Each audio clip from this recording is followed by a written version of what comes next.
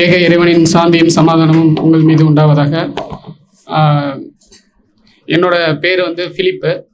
இஸ்லாத்தை ஏற்றுக்கிட்டதுக்கப்புறம் என்னோட பேர் வந்து முகமது ரயான். 2023 இஸ்லாத்தை ஏற்றுக்கிட்டேன். அல்ஹம்துலில்லாஹ். நான் இப்போ பேச போகிறது என்னென்னா, என்னோட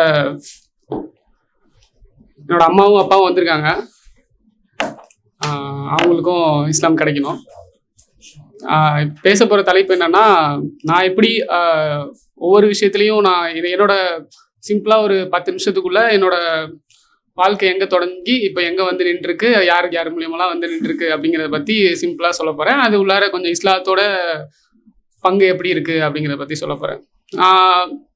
நான் இது பிறந்தது வந்து திருச்சியில் ஒரு கிராமத்தில் பிறந்துட்டு ஒரு தமிழ் மீடியம் ஸ்கூல் தான். அந்தளவுக்கு ஒரு தமிழ் மீடியம் ஸ்கூல்னா ரொம்பவே தமிழ் மீடியமான ஸ்கூல் தான்.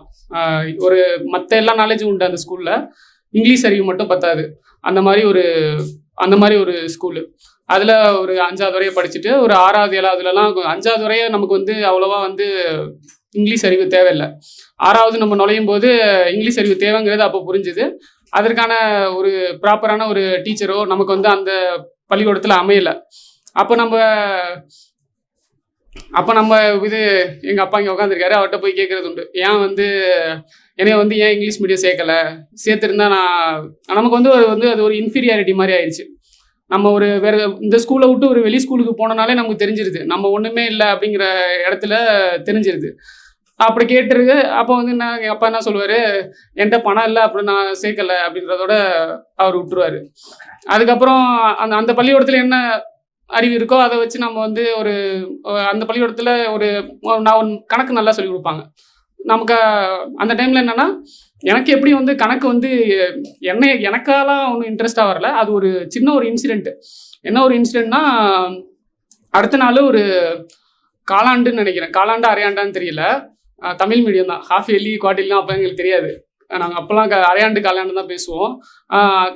அரையாண்டுன்னு தான் நினைக்கிறேன். ஆமாம், அரையாண்டு தான். மழையெல்லாம் பெஞ்சிட்டு இருந்துச்சு. அப்போ கண்டிப்பாக அரையாண்டாக தான் இருக்கும். அந்த டைமில் என்ன ஆயிடுச்சு, அடுத்த நாள் ஒரு நாள் விட்டு 2 நாள் கணக்கு எக்ஸாமுக்கு லீவ் இருந்தது.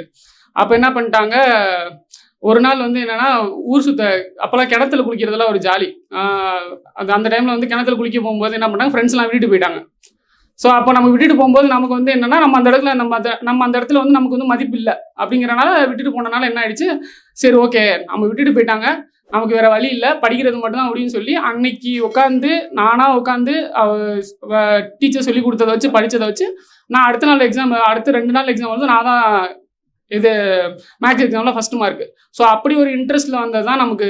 அப்படியே மேக்ஸில் இன்ட்ரெஸ்ட் ஆகி 10th வந்து ஸ்கூல் ஃபஸ்ட் எடுக்கணும் அப்படிங்கிற இன்ட்ரெஸ்ட்டில் போய் அப்படியே நான் மேக்ஸில் ஒரு ஸ்கூல் ஃபஸ்ட் எடுக்க முடியல. மேக்ஸில் ஸ்கூல் ஃபஸ்ட் எடுக்கணும்னு ஆசை, மற்ற எந்த பட்சம் போனாலும் போயிட்டு போகுது.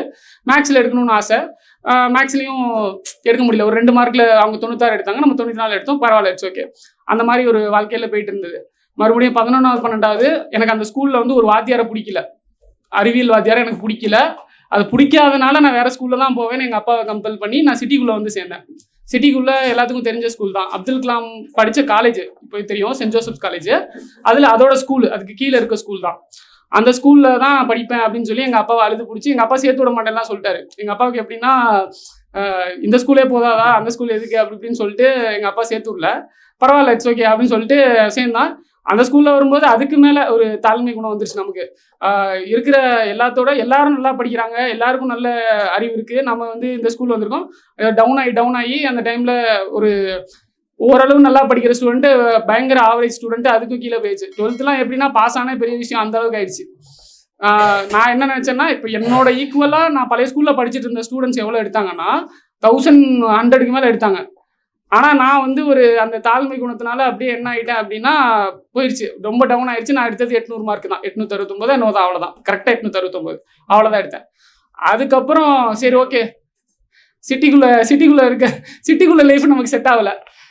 அதுக்கப்புறம் என்ன பண்ணேன், படித்தா நம்ம இந்த வந்து ட்ராவல் பண்ணி படிக்கிறது நமக்கு சுத்தப்பட்டு சொல்லி எங்கள் ஊருக்கு பக்கத்துலேயே ஒரு கிராமத்தில் பாரதாசன் யூனிவர்சிட்டியோட ஒரு கான்ஸ்டுவன்ட் காலேஜ், பாரதாசன் கண்ட்ரோலுக்கு கீழே டைரக்ட் யூனிவர்சிட்டியோட கண்ட்ரோலுக்கு இருக்க ஒரு டைரக்ட் காலேஜில் நான் போய் என்ன கேட்குறேன்னா, அப்போல்லாம் 11th 12th நம்ம 10th முடிச்ச நம்ம படித்தது வந்து சயின்ஸு, மேக்ஸில் அதிகமாக இருக்கனால 11th 12th வந்து எப்படின்னா கிராமத்தில் இன்னுமே அது இருக்குது, இங்கேயும் இருக்குதுன்னு நினைக்கிறேன்.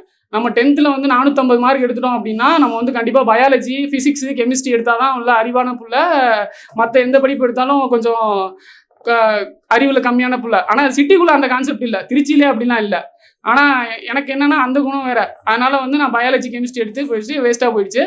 அப்போ 11ஆவது 12ஆம் இந்த இப்போ படித்தா டாக்டர் ஆகிடலாம், அப்போ படித்தா டாக்டர் ஆகிடலாம்னு சொல்லிட்டு பயாலஜி, கெமிஸ்ட்ரிலாம் படித்தேன். அப்படியே கொஞ்சம் கொஞ்சமாக படித்தேன். அப்போ வந்து ஒரு 10வது வரை எனக்கு வந்து ஓரளவு வந்து கிறிஸ்டியானிட்டியில் ஒரு முழுமையான நம்பிக்கை இருந்துச்சு. 11ஆவது 12ஆவதுல முழுமையாக போயிடுச்சு. எப்போ அதாவது கிறிஸ்டியானிட்டியில் 2 இருக்கும், புது நண்பன் ஒன்று இருக்கும், உறுதி புஸ்தல்னு ஒன்று இருக்கும். புது நன்மை எடுக்கும்போது வந்து அது எடுக்கிறான்னு எனக்கு தெரியல. ஞானஸ்தானம் மொத்தம் 4 கடமைன்ற மாதிரி இருக்கும். ஞானஸ்தானம், புது நன்மை, உறுதி பூசுதல், அப்புறம் வந்து இன்னும் 2 திருமணம், அதெல்லாம் ஒரு கடமை தான் கிறிஸ்டியானிட்டிலையும். அந்த உறுதி பூசுதல் நான் என்னைக்கு எடுத்தோனோ அன்னைக்கு எனக்கு மொத்தமாக போயிடுச்சு. எனக்கு கிறிஸ்டியானிட்டியில் இருக்க எல்லாமே போயிடுச்சு. அதுக்கப்புறம் நான் வந்து எக்ஸாமுக்கு முன்னாடி மட்டும் எனக்கு ஒரு பயம் வந்துடும், எப்படியாவது படித்து பாஸ் ஆகணும் அப்படிங்கிற மாதிரி ஒரு பயம் வந்துடும். எந்த எக்ஸாம்னா சிஏ எக்ஸாம் தான். அதுக்கு முன்னாடி எக்ஸாம்லாம் ஒன்றும் பிரச்சனை இல்லை, நம்ம தான் பாஸ் ஆனால் போதுங்கிற படிக்கிற நிலைமையில இருந்தோம். மறுபடியும் வந்து நான் வந்து சேரும்போது நான் வந்து என்ன கேட்குறேன்னா, எனக்கு வந்து அப்போ நம்ம மைண்டு சேஞ்ச் ஆச்சு. டாக்டர் ஆக முடியாது, சரி ரைட்டு, 12th நம்ம மார்க் கம்மி, டாக்டர் ஆக முடியாது. இன்ஜினியரிங் அப்போ ஸ்கோப் அவுட்டு. நான் படித்த வருஷத்துக்கு முன்னாடி வருஷம் தான் இன்ஜினியரிங் செம்ம டாப்பாக இருந்துச்சு. அதுக்கப்புறம் நான் இன்ஜினியரிங் அவுட்டு. அதனால் என்ன பண்ணேன்னா பிகாம் கேட்குறேன். பிகாம் கேட்கும்போது காமர்ஸ் நீங்கள் 12th படிச்சிருந்தா தான் காமர்ஸ் தர முடியும் அப்படின்னு கவர்மெண்ட் காலேஜில் அந்த கான்செப்ட் உண்டு, ப்ரைவேட் காலேஜில் அந்த கான்செப்ட். நான் 12th காமர்ஸ் படிக்கல இல்லையா, அதனால சரி அடுத்தது நமக்கு என்ன வரும், மேக்ஸ் 10ஆவதுல வரும். 11ஆம் 12ஆவதுலாம் சுத்த அவுட்டு, மேக்ஸ் 10ஆவதுல வரும்னு சொல்லிட்டு அதுக்கப்புறம் பிஎஸ்சி மேக்ஸ் எடுத்தது. எல்லாமே வந்து புரிதல்னால போல எல்லாமே. நான் எதுக்காக சொல்லுவேன்னா, இறைவனோட ஏதோ ஒரு நாட்டத்துக்குனால எல்லாமே மாறுது. அப்படியே எனக்கு என்னென்னவோ ஆகணும்னு ஆசைப்பட்டு என்னென்னவோ மாறி மாறி போகுது. பிஎஸ்சி மேக்ஸ் எடுக்கிறோம். அந்த பிஎஸ்சி மேக்ஸ் எடுத்துட்டு என்ன பண்ண போகிறோம் அப்படின்னு கேட்டால், பிஎஸ்சி மேக்ஸ் எடுத்தால் என்ன பண்ண முடியும், ஒன்று டேட்டா அனலிட்டிக்ஸ் போக முடியும். அப்போதைக்கெலாம் நமக்கு அந்த அறிவுலாம் கிடையாது. இல்லை காலேஜ் படிக்கிற நம்ம கிராமத்தில் படிக்கிறவங்களுக்கு எப்படி டேட்டா அனலிட்டிக்ஸை பற்றி தெரியும். அதனால் என்ன பண்ண முடியும், நம்ம படித்தா ஒரு டீச்சராகவோ சாராவோ ஆக முடியும். பிஎஸ்சி மேத்தமெட்டிக்ஸ் படிச்சுட்டு ஒரு டீச்சராகவோ சாராவோ ஆக முடியும். அப்படி ஒன்றும் பெரிய ஸ்கோப் இல்லை அதுக்கு. டீச்சராகவோ சாராவோ ஆக முடியும் அப்படின்னா அதுக்கும் இங்கிலீஷ் தேவை. நம்ம ஒரு பெரிய லெவல் ஐஐடி அந்த மாதிரி ஒரு டாப்பஸ்ட் காலேஜில் போய் நம்ம டீச்சர் ஆகணும் அப்படின்னா அதுக்கும் ஒரு இங்கிலீஷ் அறிவு தேவை. நான் இப்போ சரி ஓகே இது ஆக முடியாதுன்னு தெரிஞ்சோன்னா நான் போய் சிஏ சேர்றேன். 2016 டைமில் நான் போய் சேர்ந்துட்டு அங்கே போனால் நமக்கு வந்து சுத்தமாக வரல எதுவுமே. இங்கிலீஷ்னால் என்ன சொல்கிறதுனா, ஒரு லைனை படித்து கூட நம்மளால் மீனிங் புரிஞ்சிக்க முடியல. ஒவ்வொரு வார்த்தைக்கும் நம்ம டிக்ஷனரியை தேடுற மாதிரி ஒரு. மறுபடியும் எங்கள் அப்பாட்ட வந்து அதே கேள்வி வைக்கிறேன், என்ன ஏன் நீ வந்து இங்கிலீஷ் மீடியம் சேர்க்கலை, நான் பாரு எப்படி. அப்போ எங்கள் அப்பா ஒரு பதில் சொன்னார். என்ன சொன்னாருன்னா, நான் ஒன்றும் படிக்க இல்லை, வின்சென்ட் மெட்ரிகுலேஷன் பக்கத்தில் ஒரு ஸ்கூல் இருக்குது, அங்கே தான் படிக்க வைக்கணும்னு ஆசை. எங்கள் அப்பாவை நான் பிறந்ததில் அவ்வளோ ஒரு சந்தோஷம். ஊருக்கே சாக்லேட் கொடுத்தாரு எங்கள் அப்பா. அவன் என் தம்பி கொடுக்கல, எனக்கு கொடுத்தாரு. கொடுத்துட்டு அவர் வந்து என்னை வந்து இங்கிலீஷ் மீடியம் சேர்க்கலன்னு சொல்லிட்டு என்ன பண்ணாருன்னா, இது எங்கள் அம்மாவோட அந்த மாமா கிட்ட கேட்டாராம். அவர் என்ன பண்ணாரு, அவரோட பிள்ளைங்க 3 பிள்ளைங்க அதே வின்சென்ட் மெட்ரிகுலேஷன் தான் படிக்குது, எனக்கு காசு இல்லைன்ட்டாரு. அது எங்கள் அம்மாவுக்கும் தெரியும், ஆனால் எங்கள் அம்மாவுக்கு பாசம் அதிகம், அதனால் அவங்க அப்படியே விட்டுட்டாங்க, மன்னிச்சு விட்டாங்க. சேர்த்து உள்ளன்னு சொல்லிட்டு இது எனக்கு. அப்போ நான் போய் கேட்கும்போது எங்கள் அப்பா இதை பதில சொல்லிட்டு அன்றைக்கி ஒரு கேள்வி கேட்குறாரு. என்ன கேள்வி கேட்குறாருன்னா, என்கிட்ட காசு இல்லை, நான் படிக்க வைக்கல, என்கிட்ட அறிவு இல்லை, நான் படிக்க வைக்கல, ஒன்று அதை விட்டு நீ இப்போ படிக்க போகிற படிப்பு கண்டிப்பாக இங்கிலீஷ் நாலேஜ் தேவை. இங்கிலீஷ் தேவைன்னு உனக்கு இப்போ தெரியும், எனக்கு அப்பயும் தெரியாது, இப்பயும் தெரியாது. இப்போ உனக்கு தெரிஞ்சும் நீ ஏன் அந்த படிப்பை போய் எடுக்கிற அப்படின்னு ஒரு கேட்டார். நல்லா பொறி தட்டின மாதிரி ஒரு கேள்வி. இங்கிலீஷ் அறிவு தேவைன்னு தெரியுது, அப்புறம் நீ அந்த படிப்பை போய் எடுக்கணும். சரி ரைட்டு, இனிமேல் நம்ம அப்பா குறை சொல்லி எந்த விதமான பிரயோஜனமும் கிடையாது. ஏன்னா அவர் தெரியாமல் தான் செஞ்சிருக்காரு. நமக்கு இங்கிலீஷ் அறிவு தேவைன்னு தெரிஞ்சும் நம்ம தான் போய் இந்த படிப்பில் போய் சிஏ படிப்பில் போய் விழுந்திருக்கோம். சரின்னு சொல்லிட்டு போகிறோம். முதல் அட்டெம்ப்ட்டு நமக்கு ஒன்றுமே அக்கௌண்ட்ஸ் எதுவுமே புரியல, அக்கௌண்ட்ஸ் எதுவுமே தெரில. ஒரு கவர்மெண்ட் இன்ஸ்டியூட்டில் படித்தோம், ஒன்றும் புரியல. மறுபடியும் நான் அந்த டைமில் வந்து என்னென்னா, என்னோட புரிதல் கம்மியாக இருக்கனால தான் நான் அந்த மாதிரி ஒரு எடுத்தேன் அப்படின்னு சொல்லிட்டு. அது ஒரு என்ட்ரன்ஸ் எக்ஸாம் தான், சிஏவோட என்ட்ரன்ஸ் எக்ஸாம். 12th படித்து முடிச்சுட்டு வந்தால் டிகிரி முடிச்சா ஸ்ட்ரெயிட்டாக சிஏ படிக்க போயிடலாம். 12th படித்து முடிச்சுட்டு வந்தோன்னா நம்ம என்ட்ரன்ஸ் எழுதினா தான் சிஏ படிக்க முடியும். என்ட்ரன்ஸ் எக்ஸாம் தான் முதல் அடிப்பு. என்னோட தவறுனால நான் வந்து படிக்கலன்னு நினச்சிட்டு நான் விட்டுட்டேன். அப்புறம் ரெண்டாவது ஒரு இது வருது, 2வது அட்டெம்ப்ட் வருது. அப்போ நான் என்ன சொல்கிறது, செத்தாலும் கிளாஸில் போய் தான் சாகணும்னு சொல்லி 100% அட்டண்டன்ஸ் எப்படியாவது படிச்சிடணும் அப்படின்னு சொல்லிட்டு. அப்பவும் எனக்கு புரியல. அப்பவும் வந்து மகா மட்டமான மார்க்கு தான், 200க்கு 61 62 தான். 100 மார்க் எடுத்தால் பாஸ், 50% கண்டிப்பாக எடுக்கணும். சரி ரைட்டு, இதுக்கு மேலே வாய்ப்பே இல்லைன்னு சொல்லிட்டு அப்போ நமக்கு வந்து என்னன்னா ஓரளவு மேக்ஸ் நாலேஜ் இருக்குது, மேக்ஸும் ஒரு சப்ஜெக்ட் அதில். அதுக்கப்புறம் நம்ம எப்படியாவது அக்கௌண்ட்ஸ் கற்றுக்கணும்னு சொல்லி நான் ஒரு சேர்ந்த அகாடமி தான் வந்து இப்போ அந்த இன்ஸ்டியூட் கொஞ்சம் டவுனில் இருக்குது. அந்த அகாடமியில் நான் ஃபேக்கல்ட்டியாக இருந்தேன். அதுக்கப்புறம் சிஏ படித்ததுக்கு அதுக்கப்புறம் பிரைம் அகாடமி ஒரு ஃபேக்கல்ட்டி. அவங்க கொஞ்சம் நல்ல பெரிய ஒரு என்ன சொல்கிறது, ஒரு ரிச்சஸ்ட் பீப்புள் தான் அவங்க அப்பா எல்லாமே வந்து இப்போவுமே நாகப்பா கார்பரேஷன் தான் திருச்சியில் நிறைய பேருக்கு தெரியும். அவங்க முத்துக்குலா மேடம்னு ஒருத்தவங்க பேர். அவங்க கிட்ட போய் அவங்க அக்கௌண்ட்ஸில் நல்லா எடுத்தாங்க. அங்கேயும் வந்து நமக்கு ஒரே ஆசை தான், நமக்கு புரியுது புரியல, நம்ம கிளாஸில் போய் 100% அட்டண்டன்ஸ் கொடுக்கணும், நம்ம உழைப்பை கொடுக்கணும். நமக்கு வந்து என்னென்னா இது கடவுள் அறிவு எந்த அளவுக்கு வந்து மொத்தமாக அந்த உறுதி பூசுதலில் எனக்கு போயிடுச்சோ அந்த அளவுக்கு நமக்கு கடவுள் அறிவு இல்லை.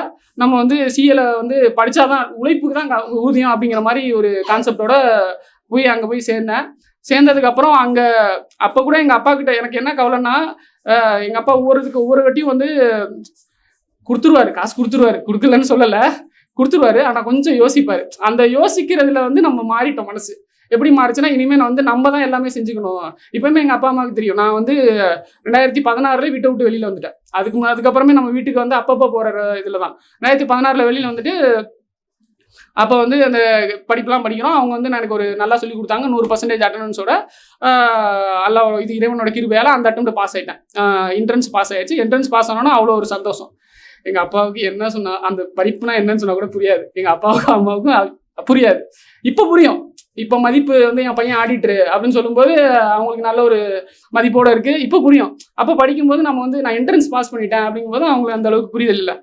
அதுக்கப்புறம் போகிறோம், இது போய் முடிஞ்சிருச்சு. அதுக்கப்புறம் இன்டர்மீடியட்னு ஒரு லெவலு, காலேஜ் பிஎஸ்சி மேத்தமெட்டிக்ஸ் படிக்கும்போதே ஒரு லெவலு. இறைவனோட கிருபையால் மேக்ஸில் நான் தான் காலேஜ் ஃபஸ்ட்டு. இது எல்லாமே எந்த அறிவுனா, எங்கள் அப்பா அந்த சொன்ன வார்த்தை தான். அந்த ஒரு வார்த்தை, நீ வந்து இங்கிலீஷ் அறிவு உனக்கு தேவை, எனக்கு தான் தெரியாது உனக்கு தெரியும்ல, நீ ஏன் அப்படி ஒரு படிப்பு போய் தேர்ந்தெடுத்த, அப்போ நம்ம தான் எல்லாமே நம்ம முன்னேறதுக்கு நம்ம மட்டும் தான் காரணங்கிற மாதிரி ஆயிடுச்சு. அப்படி இருக்கும்போது எனக்கு என்ன சொல்கிறது, எங்கள் அப்பா அம்மாவுக்கு செய்யணுங்கிற ஒரு வார்த்தை வந்து என்னென்னா, இந்த மாதிரி நான் இந்த வார்த்தை சொன்னதுக்கப்புறம் எனக்கு என்ன ஆயிடுச்சுன்னா, ஒரு தண்ணி குடித்தா மூக்குலேருந்து தண்ணி வருது, உலர போக மாட்டேங்குது, ஏன்னு தெரியல. அப்புறம் ஒரு தலைவலி வேறு, எல்லாத்துக்கும் நம்ம லிங்க் பண்ணி நான் டாக்டரை போய் பார்க்கும்போது அவர் என்ன சொல்கிறாருன்னா, மூக்கில் ஒரு சதை வளர்ந்துருக்கு, பண்ணால் தான் சரியாகும்னு சொன்னேன்னா, சரி ஓகே தலைவலியும் கிளியர் ஆயிரும், இதுவும் கிளியர் ஆகும், 2 ஒரே கல்ல 2 மாங்கன்ற மாதிரி நான் யோசிச்சு போய் எப்போவுமே ஹாஸ்பிட்டலில் போய் உட்காந்தோன்னா நம்ம ஒரு 3-4 விசிட் கொடுக்குறது விட்டு போனோடனே அன்னைக்கு ஆப்ரேஷன் பண்ணி ஆகணும், எனக்கு எல்லாமே சரியாகணும்னு சொல்லிட்டு அன்னைக்கு இருக்க நிலைமையில நமக்கு அப்பா அம்மா என்ன பாசங்கிற புரியாத இருக்க நிலைமையில என்ன பண்ணிட்டாங்க அப்படின்னா, எங்கள் அப்பா அன்னைக்கே நல்ல வேலை ஒத்துக்கிட்டாரு. அன்னைக்கு ஆப்ரேஷனோட வேலை 50,000 ரூபா ஒத்துக்கிட்டாரு. அன்னைக்கு ஆப்ரேஷன் நடந்தது, ஓரளவு சரியாயிடுச்சு. அது தண்ணிலாம் அது போகிறதெல்லாம் சரியாயிடுச்சு. அப்போ எனக்கு ஒரு என்ன யோசனைனா, அப்பா அம்மாவோட பாசத்துக்கு புரியறதுக்கு முன்னாடி இதெல்லாம் வந்து கிறிஸ்டியானிட்டியில் அந்தளவுக்கு அப்பா அம்மானா யார், அவங்களுக்கு என்ன கடமைன்றதுலாம் நமக்கு தெரியாது இல்லையா. அப்படி இருக்கும்போது யார் இவங்க நமக்கு செய்யணும், ஆனால் இவங்க வந்து எங்கள் அம்மா வந்து என் கூடயே இருக்குது, எல்லாமே பண்ணுது, எல்லா ஆப்ரேஷன் நடக்கும்போது எல்லாமே பார்த்துக்கிறாங்க, நல்லா பார்த்துக்கிறாங்க, எல்லாமே பண்ணுறாங்க. அப்போ நம்ம வந்து அவங்க யாருமே தெரியாத ஒருத்தனுக்கு நம்ம இவ்வளோ செய்கிறாங்களே, பெற்றுட்டவங்கிற ஒரே காரணத்துக்காக இவ்வளோ செய்கிறாங்களே, நமக்கு அவங்க கண்டிப்பாக நல்லது செய்யணும் அப்படிங்கிற நோக்கத்தில் முழுமையாக படிப்பில் இறங்கியாச்சு. அதுக்கப்புறம் நம்ம எங்கேயுமே டிஸ்ட்ராக்ஷன் எதுவுமே கிடையாது, ஒரு படிப்பு தான். எப்படின்னா காலையில் 6 மணிக்கு வீட்டை விட்டு போனோன்னா நைட்டு 10 மணிக்கு தான் வீட்டுக்கு வருவேன். இடையில எந்த விதமான டிஸ்ட்ராக்ஷன் நமக்கு இருக்காது. காலைல 6 மணிக்கு டைப்ரைட்டிங் கிளாஸு, 8 மணிக்கு டைப்ரைட்டிங் கிளாஸ் முழு 2 கோர்ஸ் தமிழ் இங்கிலீஷ் 2 முடிச்சுட்டு காலேஜ் 10 மணிக்கு போவேன். 10 மணிக்கு முடிச்சோன்னே சாயந்தரம் திருப்பி கிளாஸுக்கு போயிடுவேன். அந்த மாதிரி ஒரு படிப்புலேயே போயிடுச்சு. இப்படி இருக்க சுச்சுவேஷனில் இது மாதிரி ஒரு அப்பப்போ சிஏ எக்ஸாம் வரும்போது மட்டும் போவோம். நம்ம அப்போ இங்கிலீஷ் தெரியாதனால ஓரளவு வந்து ஒரு சில அட்டெம்ப்ட் நமக்கு ஆச்சு படித்து பாஸ் ஆகிறதுக்கு. ஒரு வழியாக ஒரு எக்ஸாம் பாஸ் பண்ணதுக்கப்புறம் ஒரு காலேஜில் ஒரு ஆடிட் ஆஃபீஸில் ஒரு 3 வருஷம் வேலை பார்க்கணும், அக்ரிமெண்ட் கீழே. அதுக்கு அப்போ வேலை பார்க்கும்போது தான் நமக்கு வந்து 2 முஸ்லீம் பொண்ணுங்க தான் இருந்தாங்க. அவங்க வந்து இஸ்லாத்தை வந்து நமக்கு வந்து தாவா மூலியமாக சொல்கிறாங்க. என்னென்னா அவங்க வந்து என்ன நினச்சிக்கிட்டாங்க, அவங்களுக்கு தெரிஞ்சது இஸ்லாமு, நமக்கு தெரிஞ்சது அந்த எப்படி வந்து ஒரு தொழிலை செய்யணும், எப்படி இது பண்ணணும். அங்கே இருக்க சீனியர் நான் மட்டும்தான். நான் போகும்போது நான் ஒரே ஒரு சீனியர் நான் மட்டும்தான். நான் தான் அந்த சாருக்கே ஃபஸ்ட்டு ஆர்டிக்கல் ஜூனியர். ஸோ அதனால் எனக்கு ஓரளவு அவர் கூட தொழிலை கற்றுக்கிறதுக்காக அது ஒரு தனி கதை. காலையில் 9 மணிக்கு போனேன் அப்படின்னா நைட்டு 1 மணி 2 மணி தான். ஏன்னா நமக்கு தான் இங்கிலீஷ் தெரியாது அப்படிங்கிற ஒரு தாழ்மை குணத்தோட இந்த படிப்பு வந்து என்னை முழுமையாக தாழ்மைப்படுத்தின ஒரே காரணத்துக்காக, அந்த தாழ்மையை ஜெயிக்கணுங்கிறதுக்காக இந்த படிப்பை நான் வந்து விடாமல் படித்தது உண்டு. அந்த ஆர்டிகல்ஸ் டைமில் அப்பயும் அட்டெம்ப்ட் எடுத்துச்சு. அப்போ படிக்கும்போது அவங்க வந்து எனக்கு தாவா சொல்கிறாங்க, இது மாதிரி வந்து இஸ்லாத்தில் இப்படி இருக்குது நீங்கள் அவங்களுக்கு நான் சொல்லிக் கொடுத்ததுக்காக அவங்க எனக்கு இதெல்லாம் சொல்லிக் கொடுக்குறாங்க, இதெல்லாம் பண்ணலாம் அப்படின்னு சொல்லிக் கொடுக்கும்போது அவங்க ஒரு கேள்வி கேட்குறாங்க. அவங்க சொல்லிக் கொடுத்தது மூலயமா நான் அப்போ படித்தது ஒன்று தான். என்னன்னா, பழைய ஏற்பாட்டில் எங்கள் அம்மாவும் அப்பாவும் கேட்டுக்கணுமா கண்டிப்பாக. பழைய ஏற்பாட்டில் என்ன சொல்கிறாங்கன்னா, இது பூமியையும் வானத்தையும் இறைவன் படைத்தாருன்னு சொல்லி முதல் வார்த்தையே இருக்கும். அதே புதிய ஏற்பாட்டில் எப்படி இருக்கும்னா, இதை பைபிள் எப்படி மாறிச்சுன்னா, கவிதை உவமை இது மூலியமாலாம் மாறி அது வந்து இயேசு மூலியமாக தான் கடவுளை அறிய முடியும் அப்படிங்கிற மாதிரி ஒரு புதிய ஏற்பாடு கொண்டு வந்துட்டாங்க. ஸோ இந்த புதிய ஏற்பாடு இயேசு மூலியமாக தான் அறியணும் அப்படின்னா, அது எப்படி வந்து பழைய ஏற்பாட்டில் இறைவன் வந்து டைரெக்டாக நம்மள்கிட்ட பேசுகிற மாதிரி இருக்கும், ஆனால் புதிய ஏற்பாட்டில் வேற மாதிரி இருக்கும். இவ்வளவும் வந்து இயேசுவின் மூலியமாக தான் கடவுளை அறிய முடியும் அப்படின்னு சொல்கிற புதிய ஏற்பாடு எதுக்கு ஸ்ட்ரெயிட்டாக பிதா சுதன் பரிசுதாவின் பேராலேன்னு சொல்லுது? ஏன் சுதன் பிதான்னு சொல்லக்கூடாது? அப்போ சுதன் மூலியமாக தானே நம்ம பிதாவை அறிய முடியும். பிதா பின்னாடி இருக்காரு, ஜீசஸ் முன்னாடி இருக்காரு. ஜீசஸ் கிட்ட கேட்டால் தான் கடவுள் அறிய முடியும்னா நம்ம எப்படி வந்து அது மூலியமாக அறிய முடியும்? அப்போ நம்ம டைரெக்டாகவே அறிய முடியும். அதனால தான் நம்ம பிதான்னு முதல்ல இங்கே கை வைக்கிறோம். இஸ்லாத்துலேயும் அதே தான். பிதான்னு சொல்லும்போது முழுமையாக தொழும்போது இந்த சஜிதா செய்யும்போது இங்கே தர முழுமையாக இங்கே வந்து நெத்தி வந்து தரையில் படுது. ஸோ அதனால் அந்த ஒரு புரிதல், இது மாதிரி நிறைய புரிதல் மூலயமா நான் பைபிளை அதுக்கப்புறம் படிக்க ஆரம்பித்து புரிஞ்சுக்கிட்டு அப்புறம் நான் இறைவன் ஒருவன் தான் அப்படின்னு சொல்லி சுற்றி இருக்க மக்கள்லாம் வந்து நம்மளை ஏதாவது சொல்லுவாங்கன்னு சொல்லிட்டு தான் அங்கேருந்து நான் இஸ்லாத்தை ஏற்றுக்கல. திருச்சியில் இஸ்லாத்தை ஏற்றுக்காமல் 2024 சென்னை வந்தோன்னே KK நகர் பள்ளிவாசலில் மர்கசுல்லாவல்னு ஒரு எம்ஜிஆர் நகர் பள்ளிவாசல் இருக்குது. அங்கே போயிட்டு இஸ்லாத்தை ஏற்றுக்கிட்டு அதுக்கப்புறம் இஸ்லாத்தை ஏற்றுக்கிட்டேன். நான் படிக்கிறதுக்காக தான் இங்கே ஃபைனல் எக்ஸாம் படிக்கிறதுக்காக தான் வந்தேன். இஸ்லாத்தை ஏற்றுக்கிட்டேன். அப்போ எனக்கு வந்து ஒரு கடுமையான ஒரு காய்ச்சல் வந்துருச்சு. எப்படின்னா அவ்வளோதான், எனக்கே தோணுது நான் அவ்வளோதான் இனிமேல் இருக்க மாட்டேன் அந்த மாதிரி. அப்போ வந்து என்ன சொல்கிறாங்க அப்படின்னா, நீ ஒரே பண்ண பாவங்கள்லாம் கழியறதுக்காக தான் இந்த காய்ச்சல் வருது. அப்போ நமக்கு வந்து ஒரு பொறுமை குணம், ஒரு பொறுத்துக்கிற குணம் வருது. இந்த அவ்வளோ பெரிய காய்ச்சல் எனக்கு அப்போயும் எங்கள் அம்மாவுக்கு தெரியும். எங்கள் அம்மா தான் அப்பயும் கூட இருந்தாங்க. அப்படி இருக்கும்போது அந்த காய்ச்சல் முழுமையாக தீர்ந்து அப்போ எங்கள் அம்மா பார்த்துக்கிட்டாங்க. ஸோ அது மூலியமாக எனக்கு காய்ச்சல்லாம் குணமாகி நான் பிப்ரவரி 2024 அந்த காய்ச்சல் வந்துச்சு. அதுக்கப்புறம் மார்ச்சில் பாஸ் ஆகிட்டேன். அந்த கான்ஃபிடென்ஸோடு எழுதினேன். மறுபடியும் நான் May 25 ஒரு சேனல் கொண்டு ஆகிட்டேன். இது எல்லாமே நான் வந்து நடந்தது எப்படி நான் ஃபீல் பண்ணுறேன்னா, எல்லாமே இறைவனோட நாட்டம் தான். இன்னைக்கு வந்து எங்கள் அம்மா அப்பா இங்கே உட்காந்துருப்பாங்க, நான் யோசிச்சு கூட பார்க்கல. இன்னைக்கு வந்து எங்கள் அம்மா அப்பா இங்கே உட்காந்துருக்காங்க. இன்ஷா அல்லாஹ் அவங்க இஸ்லாத்தை ஏற்றுக்கணும், இறைவன் நாடிலாம் கண்டிப்பாக அவங்க ஏற்றுக்கணும். இதுதான் என்னோட நீண்ட நாள் பயணம். இதில் வந்து இஸ்லாத்தோட முழு பங்கு எப்படி இருக்குது அப்படின்னா, எல்லாமே நடந்தது. இதில் இஸ்லாத்தை ஏற்றுக்கிட்டதுக்கு முன்னாடி வரைய நான் இப்போ நம்புறது என்னென்னா, நான் எங்கேயோ இருந்த ஒரு நாள் இன்னமும் என் பள்ளிக்கூடத்தில் நான் பள்ளிக்கூடம் படிக்கும்போது எப்படி இருந்தாங்களோ அவங்களுக்கு மத்தியில் இப்போ நான் ஒரு நல்ல நிலைமையில் இருக்கேன். அதுக்கு முழுமையான காரணம் இறைவன் நாட்டத்தோட தான். எனக்கு இஸ்லாத்துக்கு வந்ததுக்கப்புறம் ஒரு டவுட், இந்த சின்ன சின்ன விஷயத்துக்கெல்லாம் வந்து ஒரு இன்ஷா அல்லாஹ் சொல்கிறாங்க. சின்ன சின்ன விஷயம் இருக்கும், அது நம்மளே மண்டு போயிடலாம். இதுக்கெல்லாம் இறைவனோட நாட்டம் எதுக்கு அப்படின்னு சொல்லும்போது நான் இஸ்லாத்துக்கு முழுமையாக அறிஞ்சு படித்து முடிச்சதுக்கப்புறம் எனக்கு எல்லாமே இறைவனோட நாட்டத்தினால தான் நடந்தது அப்படிங்கிறது எனக்கு இப்போ முழுமையாக புரியுது. ஸோ எங்கள் அம்மாவும் அப்பாவும் இறைவன் ஒருத்தன் தான் அப்படிங்கிறத இன்ஷா அல்லாஹ் இன்னைக்கு ஏற்றுப்பாங்கன்னு முழு நம்பிக்கையோட இந்த உரையை முடிக்கிறேன். இப்படி நான் ஒரு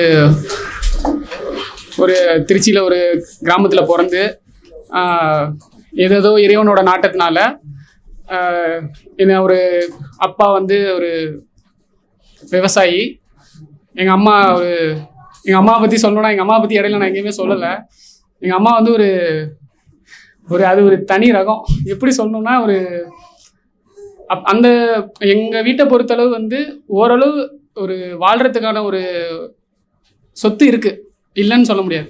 ஆனால் எங்கள் அம்மா எப்படின்னா, காலையில் வேலைக்கு போவோம், காலையில் சித்தாள் வேலைக்கு போவோம், நைட்டு வந்து பார்த்திங்கன்னா குப்பல்ற வேலைக்கு இதுக்கு போயிடும். அந்த பெரிய லாரி இருக்கும் இல்லையா, அது இருக்கிறதுலே பெரிய லாரி அதுதான். அந்த லாரியில் குப்பலில் போயிடும். என்ன சொல்கிறது, எவ்வளோ சொன்னாலும் கேட்காது. ஒரு கடுமையான எங்கள் அம்மா வந்து ஒரு உழைப்பாளி. அது நேரில் பார்க்குறவங்களுக்கு கண்டிப்பாக தெரிஞ்சிடும். அப்படிலாம் கஷ்டப்பட்டு எங்கள் அம்மா என்னை படிக்க வச்சுச்சு, அப்படி தான் சொல்லணும். அது என்ன சொல்கிறது, ஒரு காலேஜ் வரையவே நான் ஒரு ரொம்ப பெரிய சப்போர்ட் எங்கள் அம்மாவும் எங்கள் அப்பாவும். அப்படி எங்கள் அம்மாவும் இப்படி இருக்க சுச்சுவேஷனில் இப்போது எனக்கு வேலை கிடச்சிச்சு. சிஏ ஆனதுக்கப்புறம் ஒரு கம்பெனியில் வேலை பார்த்துட்டு நான் என்ன கம்பெனிக்கு போகணும்னு நினச்சேனோ அது இறைவனோட கிருபையால் மறுபடியும் எனக்கு அதே கம்பெனியில் இன்டர்வியூ வந்து முன்னாடி நான் அந்த கம்பெனியில் இன்டர்வியூ வந்து எங்கள் அம்மா அப்பா வந்து ஃப்ளைட்டில் கூட்டிகிட்டு போகணும், ஹில்டன் 5 ஸ்டார் ஹோட்டலில் தங்க வைக்கணும் அப்படின்னு நினச்சி நான் அட்டன் பண்ணப்போ அந்த வேலை எனக்கு கிடைக்கல. அந்த எப்படின்னா அது அது எப்படி ஒருத்தனுக்கு இப்படிலாம் நடக்குமான்ற அளவுக்கு இருந்துச்சு. ஃபஸ்ட்டு இன்டர்வியூ நடக்குது. எனக்கு வந்து எந்த விதமான ஐடி கார்டு எதுவுமே ப்ராசஸ்லாம் பண்ணல. டக்குன்னு இன்டர்வியூ போகுது. நான் பாட்டு செல்ஃப் இன்ட்ரோ கொடுக்குறேன். அவங்க கேள்வி கேட்குறாங்க, எல்லா கேள்விக்கும் பதில் சொல்கிறேன். இன்டர்வியூ வந்து மொத்தமாக 1 மணி நேரம். இன்டர்வியூ வந்து 25 நிமிஷம் முடிஞ்சிச்சு. எனக்கு இங்கிட்டு ஹச்ஆர்கிட்ட இருந்து கால் வந்துக்கிட்டே இருக்குது, அங்கிட்டு ஹச்ஆர் வந்து இன்டர்வியூ வரைக்கும் கால் பண்ணிகிட்டே இருக்காங்க. நான் இன்டர்வியூ நடக்கனால இவங்க வேறு எதுக்கோ கூப்பிட்றாங்கன்னு சொல்லிட்டு நான் எடுக்கலை. எடுத்ததுக்கப்புறம் அவங்க வந்து உங்களுக்கு ஐடி கார்டு வந்து நீங்கள், அதாவது பேன் கார்டை வந்து நீங்கள் முன்னாடி கேமரா முன்னாடி காட்டினா தான் அந்த இன்டர்வியூ நடக்கும் அப்படின்ற மாதிரி இதே இடத்துல தான் உட்காந்து இன்டர்வியூ அட்டன் பண்ணேன். காட்டும்போது இதாகலை. சரி சொல்லிட்டு இன்டர்வியூ கட் பண்ணிட்டாங்க. கட் பண்ணிவிட்டு மறுபடியும் வந்து ஐடி கார்டை காட்டுங்கன்னு சொல்லும்போது எனக்கு டெக்னிக்கல் இஷ்யூனால போயிடுச்சு. சரி ஓகே அப்படின்னு சொல்லி ஒரு 3 நாளுக்கு அப்புறம் இன்டர்வியூ ஷெடியூல் பண்ணுறாங்க. நீங்கள் வந்து இது பேன் கார்டு வந்து நீங்கள் வந்து வச்சுருக்கீங்களா அப்படின்னு கேட்டாங்க. இல்லை என்கிட்ட வந்து ஜெராக்ஸ் தான் இருக்குது அப்படின்னு சொல்லும்போது இன்டர்வியூ போயிடுச்சு. அந்த 3 நாளில் போயிடுச்சு. துவா செஞ்சுட்டே இருக்கோம். சரி ஓகே, பிரார்த்தனை பண்ணிகிட்டே இருக்கோம். இன்டர்வியூ நடந்துடணும், நம்ம நினச்ச கம்பெனி நடந்துடணும். மறுபடியும் நான் ஊருக்கு போயிட்டு அந்த பேன் கார்டெலாம் ஒரிஜினல்லாம் எடுத்துகிட்டு வந்து உட்காந்து இதே இடத்துல வந்து உட்காந்து அட்டன் பண்ணுறேன். இன்டர்வியூ 1/2 மணி நேரம் இருக்குன்னு நினச்சவன் எனக்கு 1 மணி நேரம் இன்டர்வியூ. எதுவுமே எனக்கு வந்து என்ன சொல்கிறது, அவங்க எல்லாமே வந்து அந்த ஜாபில் இருக்கிறதோட நல்ல ஒரு டெப்த்தான ஒரு கொஸ்டின்ஸு. அதில் நமக்கு வந்து அதில் பெரிய தெளிவு இல்லாதனால போயிடுச்சு, அந்த இன்டர்வியூ போயிடுச்சு. அதுக்கப்புறம் இதுக்கு மேலே வெயிட் பண்ண முடியாது, ஏதோ ஒரு சம்பளத்துக்கு போயே ஆகணும்னு சொல்லி ஒரு சம்பளம் ஏதோ ஒரு சம்பளம்லாம் இல்லை, நல்ல சம்பளம் தான். நல்ல சம்பளத்தில் தான் போனோம். போயிட்டு இது வந்து ஒரு ஐடி கம்பெனி. இதில் போயிட்டு ஜாயின் பண்ணோம், ஃபினான்ஷியல் அனலிஸ்ட்டாக ஜாயின் பண்ணோம். போச்சு 6 மாதம் போச்சு. மறுபடியும் நான் போன நேரம் எனக்கு மேனேஜர் எனக்கு எப்படி ஆயிடுச்சுன்னா, என்னையை நம்பி எனக்கு இவ்வளோதான் ஒர்த்து அப்படின்னு சொல்லி ஒரு செலக்ட் பண்ண முதல் கம்பெனி இதுதான். இதுக்கு முன்னாடி நம்ம எவ்வளோக்கு வேலை செஞ்சுருக்கோம்னா, நம்ம செஞ்ச வேலை வந்து வேணால் ஒரு 10 கோடி சம்பாதிக்கிறவன் 20 கோடி சம்பாதிக்கிறவனுங்க இருக்கலாம். நம்ம கொடுத்த சம்பளம் வந்து பார்த்தீங்கன்னா முதல் வருஷம் 2000 சம்பளம், 2வது வருஷம் 3000 சம்பளம், 3வது வருஷம் 4000 சம்பளம். அவ்வளோதான் சம்பளம் நமக்கு, மொத்தமாகவே சம்பளம் அவ்வளோதான். கடைசியாக நம்ம வந்து ஒரு என்ன சொல்கிறது, செமி குவாலிஃபைடுன்னு சொல்கிறாங்க. நான் சிஏல பாதி முடிச்சிட்டேன் அப்படின்னு சொல்லும்போது கூட எனக்கு சம்பளம் வந்து 5000 தான். காரணம் வந்து நமக்கு அந்த தொழிலோட நாலேஜ் அவங்க ட்ரான்ஸ்ஃபர் பண்ணுறது வந்து ரொம்ப அதிகம். அந்த டைம் கொடுத்து ட்ரான்ஸ்ஃபர் பண்ணுறது நமக்கு சொல்லித்தரணுங்கிற ட்ரான்ஸ்ஃபர் அதிகம். ஸோ அதனால் அந்த மாதிரி ஸோ இவ்வளோ ஒர்த்துன்னு சொல்லி எனக்கு வந்து என்னென்னா, இந்த மேனேஜர் கம்பெனி வந்து இந்த மேனேஜர் எப்படி பகச்சிக்கிறதுன்னு எனக்கு தெரியல. ஏன்னா நம்ம கொஞ்சமாக நன்றி உணர்ச்சியோடு இருக்கணும். ஒரு 2-3 கம்பெனியில் அட்டன் பண்ணியிருக்கோம், நமக்கு பிடிச்ச கம்பெனி கிடைக்கல. சில பல கம்பெனிலாம் கிடச்சிது, கிடைக்காம இல்லை. நம்ம நைட் ஷிஃப்ட் கிடச்சிது, நைட் ஷிஃப்ட் நல்ல சம்பளம், இதை விட நல்ல சம்பளம் கிடச்சிது. நைட் ஷிஃப்ட் போக மாட்டோம், தொழுக போயிடும், அந்த மாதிரி ஏகப்பட்ட காரணத்தினால விட்டுட்டோம். எல்லாமே விட்டுட்டு கடைசியாக போகும்போது எல்லாமே ஓகேவான கம்பெனி. இந்த மேனேஜர் வந்து என்னை வந்து இவ்வளோ ஒர்த்து, நீ நல்லா பண்ணுற எல்லாமே சொல்லி உன்னைய வந்து இந்த பொசிஷனுக்காக தான் எடுக்கிறோம், நீ இங்கே தான் போகிற, இப்படி ஒரு விஷன் காட்டின ஒரு மேனேஜர். அதே மேனேஜர் எனக்கு என்ன ஆயிடுச்சுன்னா, ஒரு சில மனஸ்தாபங்கள் அங்கே அது வேலை ரீதியாக இல்லை. அவங்க கேட்ட கேள்வி அந்த மாதிரி எப்படின்னா, 9:30 ஷிஃப்ட் முடிஞ்சிடும், 10:00 நம்ம கேப் புக் பண்ணால் நீ ஏன் 10:00 புக் பண்ணுற? 9:30 வரையும் நம்ம வேலை செஞ்சது அவருக்கு தெரிய மாட்டேன்து. அவர் வந்து ஒரு ஒர்க்ஹாலிக்காக நான் 3 வருஷம் இருந்துட்டு வந்திருக்கேன். ஒர்க்ஹாலிக்னா இவரை விட பயங்கரமான ஒர்க்ஹாலிக்காக நான் இருந்துட்டு வந்திருக்கேன். 9 மணிக்கு வேலைக்கு போனோன்னா நைட்டு 1 மணி 2 மணி நம்ம வீட்டுக்கு போகிறதே கிடையாது. வேலை கற்றுக்கணுங்கிற ஒரே காரணத்துக்காக 9 மணிலேருந்து 2 மணி வரை வேலையை பார்த்துட்டு வீட்டை மாற்றி நான் வந்து ஆஃபீஸ் பக்கத்தில் நான் ஒரு வீட்டு ரெண்ட்டு பிடிச்சி உட்காந்துட்டு வேலை பார்த்தது 4 வருஷம். அப்படி இருக்கிற பட்சத்தில் நம்ம இப்போ கொஞ்சம் நிம்மதியாக இருக்கணும், வேறு ஏதாவது ப்ரொடக்டிவாக பண்ணணுன்ற சுச்சுவேஷனில் அவருக்கு வந்து அவரை மாதிரியே நான் ஒர்க்ஹாலிக்காக ஆகணுன்றது அவரோட ஆசை. நான் மட்டும் இல்லை, என்னோட டீம் மெம்பர்ஸ் எல்லாரும் ஆகணும் ஆசை. எல்லா டீம் மெம்பர்ஸும் சிஏ முடிச்சதுக்கப்புறம் ஓவராக டயர்டானதுக்கப்புறம் தான் வந்து முடிச்சதுக்கப்புறமா அந்த ஒர்க்ஹாலிக் ஆகணும்னு ஆசைப்படுறாரு. ஒரு சில கேள்விகளுக்கு என்ன கேட்டார்னா, பிரேக் ஏன் அதிகமாக எடுக்கிறீங்க, ஒர்க்கு ஏன் அதிகமாக பார்க்க மாட்டேங்கிறீங்க, எல்லா மேனேஜரும் ஒர்க்கு அதிகமாக பார்க்க மாட்டேங்கிறீங்கன்னு கேட்பாங்க. பிரேக் ஏன் அதிகமாக எடுக்கிறீங்க அப்படின்ற மாதிரி ஒரு கேள்வி. வேலை ஏன் சும்மா இருக்கீங்கன்னு கேட்குற மாதிரி, ஏன்டா வேலை பார்க்க மாட்டேங்கிறீங்கன்னு கேட்பாங்க எல்லா மேனேஜரும். இவர் வித்தியாசமாக ஏன்டா சும்மா இருக்கீங்க அப்படின்ற மாதிரி கேட்கு. ஸோ அந்த மாதிரி ஒர்க்காலிக்காக நம்ம இருந்துட்டு தான் இந்த வயதுக்கு வந்துருக்கோம். மறுபடியும் நம்மளால் ஒர்க்காலிக்க முடியாது. இந்த சுச்சுவேஷனில் நமக்கு ஒரு கம்பெனி கிடைக்கிது. ஸோ அந்த கம்பெனியில் நம்ம நினச்ச மாதிரியே ஒரு ரோலு, நிறையா ப்ராப்பர்ட்டிஸ் இருக்குது, நிறையா ஷேர்ஸ் இருக்குது, அதெல்லாம் அனலிசிஸ் பண்ணுற நம்ம ரோலில் தான் நம்ம போகணும் அப்படிங்கிற கம்பெனி அது. போய் ஜாயின் பண்ணுறோம். ஜாயின் பண்ணோன்னே அதுலேயும் ஒரு அல்லாவோட கிருபியை பாருங்கள், இறைவனோட கிருபியை பாருங்கள். நான் தாம்பரத்தில் தான் உட்காந்துருக்கேன். இன்டர்வியூலாம் நான் சொல்கிறேன், நான் தாம்பரத்தில் தான் உட்காந்து இன்டர்வியூ அட்டன் பண்ணுறேன் அப்படின்னு சொல்கிறேன். ஆனால் என்னோட அட்ரஸ் வந்து திருச்சியில் இருக்கனால உங்களுக்கு ரீலொகேஷன் பெனிஃபிட் உண்டு அப்படின்னு சொன்னனால எங்கள் அம்மா அப்பாவையும் அதே, ஏன்னா நான் முன்னாடி வந்து நான் வந்து திருச்சியில் தான் இருக்கதா அர்த்தமாயிடுச்சோம். இப்போ வந்து நான் பக்கத்து பில்டிங் தான் அந்த பில்டிங்கு. அப்படி நான் சொல்கிறேன் சிஜிஐ இங்கே தான் இருக்குது, பக்கத்து பில்டிங்கில் தான் இருக்குது அப்படின்னு சொல்லியும் அவங்க வந்து என்ன மேனேஜர் வந்து நீங்கள் ரீலொகேஷன் பெனிஃபிட் எடுத்துக்கோங்க அப்படின்னு சொல்லி அந்த விபி ரொம்ப ரொம்ப எளிமையாக இருந்தது இன்டர்வியூ. ரொம்ப ரொம்ப ப்ராக்டிக்கல் திங்கிங் மாதிரி இன்டர்வியூ இருந்தது. ஏன் தங்க விலை கூடுது அந்த மாதிரி கொஸ்டின்ஸ்லாம் இருந்தது. ஏன் வந்து என்னென்ன ரிஸ்க்கெல்லாம் நம்ம ப்ராப்பர்ட்டிஸில் ஃபேஸ் அந்த மாதிரி ரொம்ப இன்டர்வியூ கேள்வியெல்லாம் ரொம்ப எளிமையாக இருந்தது. செகண்ட் இன்டர்வியூ நமக்கு ஏற்ற மாதிரி நல்லா நாலேஜ் டெப்த்தாக செக் பண்ணுற மாதிரி இருந்துச்சு. அல்ஹம்துலில்லாஹ் அதெல்லாம் நம்ம முன்னாடியே படிச்சது. நம்ம ஒரு 10 இன்டர்வியூ படிச்சனால எல்லா கொஸ்டின்ஸும் ஈஸியாக இருந்தது. கிடச்சிது, வேலை கிடச்சிது. போய் அவங்க ரீலொகேஷன் பெனிஃபிட் எனக்கு கொடுக்கணும்னு அல்லாஹ்வோட வேலை கொடுத்துட்டாங்க. எங்கள் அப்பாவுக்கு எந்த எந்த எந்த வெஹிக்கிளுமே சேராது, ட்ரெயின் சேராது, பஸ்ஸு சேராது, எதுவுமே சேராது. ஆனால் ஃப்ளைட்டு சேர்ந்துருச்சு. ஒரு வாட்டி கூட தலை சுற்றுது, வாந்தி வர மாதிரி இருக்குன்னு சொல்லவே இல்லை. அது மாதிரி ஃப்ளைட்டில் 3 பேருக்கும் ஃப்ளைட் டிக்கெட்டோட அல்ஹம்துலில்லாஹ் நல்ல நல்ல கவனிச்சுக்கிட்டாங்க ஃப்ளைட்டில். நமக்கு அதெல்லாம் புதுமையாக இருந்தது. எங்கள் அப்பாவுக்கு எப்படின்னா வணக்கம் சார் அப்படின்னு எங்கள் ஹில்டனில் சொல்லும்போதே எங்கள் அப்பாவுக்கு அப்படி ஒரு சந்தோஷம். எங்கள் வணக்கம் மேடம், அங்கே ஃப்ளைட்டில் good morning madam, good morning sir, அந்த மாதிரி கேள்விகள்லாம் நம்ம எங்கள் அப்பாவோ எங்கள் அம்மாவோ அந்த மாதிரி கேட்குற இடத்துலையும் இருந்ததில்லை, இது இப்படியும் இல்லை. ஸோ அல்லாவோட அருட்கொடையால், இறைவனோட அருட்கொடையால் எனக்கு வந்து இவ்வளோ பெரிய விஷயம் கிடச்சிருக்கு. ஃப்ளைட்டில் ஒரு எங்கள் அம்மா அப்பா கூட்டிகிட்டு ஒரு இது, 5 ஸ்டார் ஹோட்டலில் தங்குறதுக்கான ஒரு இது, ஹார்ன் அடிச்சு பெல் அடித்தா வந்து லாண்ட்ரிக்கு எடுக்கிறதுக்கு, துணி எடுக்கிறதுக்கு ஆள், அந்த மாதிரி ஒரு இது வந்து இறைவனோட மிகப்பெரிய அருட்கொடை. ஸோ இறைவனை ஏற்றுக்கிட்டதுனால எனக்கு இவ்வளோ பெரிய அருட்கொடை இருக்குங்கிறது எனக்கு அப்போ தெரியாது. அல்ஹம்துலில்லாஹ் எல்லாமே நல்லபடியாக நடந்துச்சு. இப்போது எங்கள் அப்பா ரொம்ப சந்தோஷமாக, எங்கள் அப்பா அம்மாவும் சந்தோஷமாக இருக்காங்க. எப்படின்னா எங்கள் அம்மாவை பற்றி சொல்லணுன்னா சுத்தம் அப்படிங்கிறதுக்கு எங்கள் அம்மா தான் ஒரு எக்ஸாம்பிள். எந்த அளவுக்கு ஒரு எக்ஸாம்பிள் அப்படின்னா, எங்கள் அம்மா நான் வெள்ளை சட்டை காப்பி கலர் டவுசர் அப்போ இதில் எங்கள் அம்மா என்ன பண்ணிடும், எல்லா பட்டனையும் காலி பண்ணிடும். அவ்வளோ பியூரிட்டியாக இருக்கணும். ஒயிட் ஷர்ட்னா அப்படி இருக்கணும். அப்படி எங்கள் அம்மா வந்து அப்போ எனக்கு தெரில, ஏம்மா பட்டனெல்லாம் உடைக்கிற சொன்னா கேளுமா, ஆரம்பித்து 1 மாதம் 5 பட்டனோட 4 பட்டன். அப்போ எனக்கு சின்ன பிள்ளையா 4 பட்டனோட போவேன். அடுத்து ஒரு மாதத்தில் 2 பட்டன் போயிடும், அடுத்து முழுசாக போயிடும். சட்டை ஃபுல்லாக ஊக்கு தான், பின்னு தான் குத்திட்டு போய் அட்டன் பண்ணி ஸ்கூல் அட்டன் பண்ணி. இன்றைக்கி எங்கள் அம்மா வந்து என்ன கேட்குறாங்கன்னா, வாஷிங் மிஷின் வாங்கி கொடு தம்பின்னு என்கிட்ட கேட்குற அளவுக்கு நமக்கு அருட்கொடை உண்மையாகவே எல்லாம் கொடுத்துருக்கான். இன்றைக்கி வாஷிங் மிஷின் வாங்கி கொடு தம்பி, ஏசி போடு தம்பின்னு சொல்கிற அளவுக்கு உண்மையாகவே படைத்த இறைவன் வந்து எனக்கு உண்மையாக ஒரு இறைவன் ஒருவன் தான் அப்படிங்கிறத ஏற்றுக்கிட்டதுனால எனக்கு இவ்வளோ பெரிய நன்மை நடந்திருக்கு. எல்லா புகழும் இறைவனுக்கு. அஸ்ஸலாமு அலைக்கும் வரஹ்மத்துல்லாஹி வபரகாத்துஹு.